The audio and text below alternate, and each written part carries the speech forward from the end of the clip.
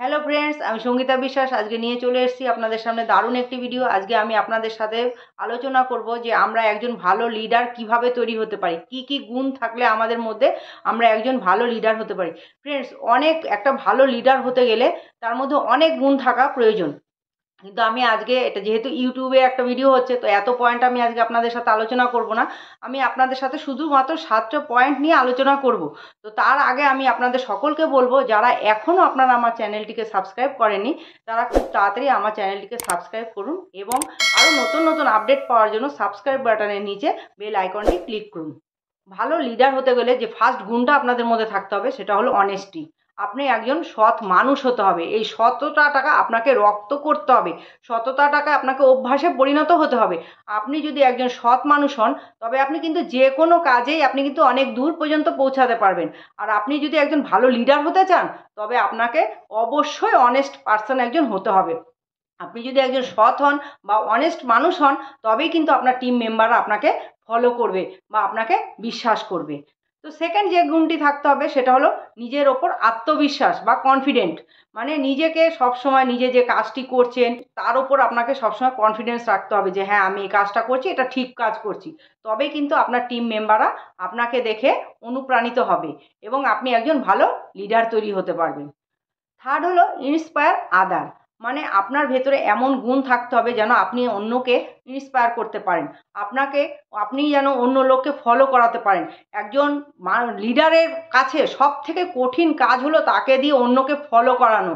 Friends, আপনি যদি একজন ভালো লিডার হন তবে আপনি অবশ্যই আপনার টিম মেম্বারদেরকে আপনাকে দিয়ে ফলো করাতে পারবেন। আর আপনাকে যদি আপনার টিম মেম্বাররা ফলো না করে তো আপনার ভেতরে কি আপনি লিডার তৈরি হলেন? তো সেই জন্য অবশ্যই আপনার ভেতরে এমন কিছু গুণ রাখতে হবে যাতে আপনার টিম মেম্বাররা আপনাকে দিয়ে ইন্সপায়ার হয় বা অনুপ্রাণিত হয়। ফোর্থ পয়েন্ট হলো কমিটমেন্ট অ্যান্ড প্যাশন। মানে আপনি যে কাজটা করছেন, কাজটাকে আপনি কোন দৃষ্টিভঙ্গিতে দেখছেন বা কোন দায়বদ্ধতার সঙ্গে কাজটিকে করছেন সেটাকে আপনার সবসময় লক্ষ্য রাখতে হবে। একজন ভালো লিডার তৈরি হতে গেলে সবসময় আপনার কাজের প্রতি আপনাকে দায়বদ্ধ থাকতে হবে এবং আপনি যে কাজটিকে কোন দৃষ্টিভঙ্গিতে দেখছেন সেটাও আপনাকে আপনার টিম মেম্বারদের ওপর বা অন্যদের ওপর আপনাকে তুলে ধরতে হবে। তারা যদি বুঝতে পারে যে হ্যাঁ, আপনি কাজটিকে খুব ভালোভাবে করছেন, এই কাজটিতে আপনি প্যাশানেট, তবেই কিন্তু আপনাকে ওরা ফলো করবে বা আপনি একজন নিজে ভালো লিডার তৈরি হতে পারবেন। ফিফথ পয়েন্ট হলো গুড কমিউনিকেটর। গুড কমিউনিকেটর বলতে ফ্রেন্ডস আমরা কি বুঝি? আমরা গুড কমিউনিকেটর ভালো বলতে বুঝি একজন ভালো স্পিকার বা একজন ভালো বক্তা। কিন্তু এটা সম্পূর্ণ ভুল। একজন ভালো কমিউনিকেটর হতে গেলে ভালো আপনার ভেতরে থাকতে হবে যেটা ভালো নলেজ বা ভালো দক্ষতা। আপনি যে কাজটা করছেন তার বিষয়ে আপনার যদি অনেক নলেজ থাকে বা সেই বিষয়ে আপনি যদি পারদর্শী হন তবেই কিন্তু আপনি একজন ভালো লিডার তৈরি হতে পারবেন। 6 নম্বর পয়েন্ট হলো ডিসিশন মেকিং ক্যাপাবিলিটি।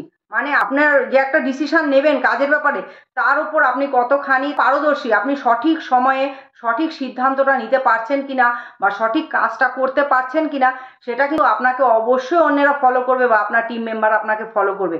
যখনই আপনার টিম মেম্বার আপনাকে দেখবে যে না, আপনি সঠিক সময়ে সঠিক সিদ্ধান্তটা নিতে পারছেন বা সঠিক কাজটা করতে পারছেন, তখনই কিন্তু আপনি একজন ভালো লিডার তৈরি হতে পারবেন। 7 পয়েন্ট হলো অ্যাকাউন্টেবিলিটি। অ্যাকাউন্টেবিলিটি বলতে আমরা কি বুঝি? দেখুন, আপনার টিম মেম্বাররা বা আপনার ডাউনলাইনরা হয়তো কোনো ভুল কাজ করেছে, তো আপনি তাদের সেই ভুল কাজটা নিয়ে বকাবকি না করে তাদের ভুল কাজটাকে সঠিকভাবে করানোর পথ দেখানো, তারা কিভাবে সঠিক কাজটা করবে বা তারা ভালো কাজটা কিভাবে করবে সেই রাস্তাটা আপনাদের দেখানো।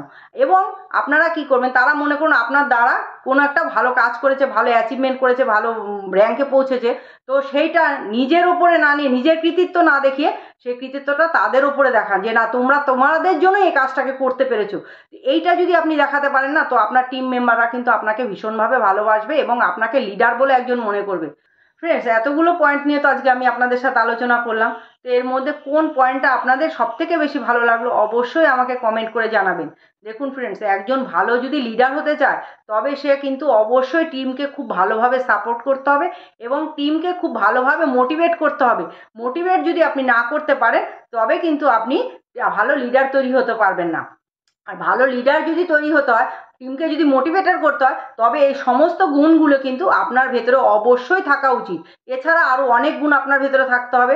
প্রথমেই বললাম সবগুলো পয়েন্ট নিয়ে তো আজকে আলোচনা করা সম্ভব নয়, তো আজকে আমি আপনাদের সাথে শুধু এইটুকুই আলোচনা করলাম।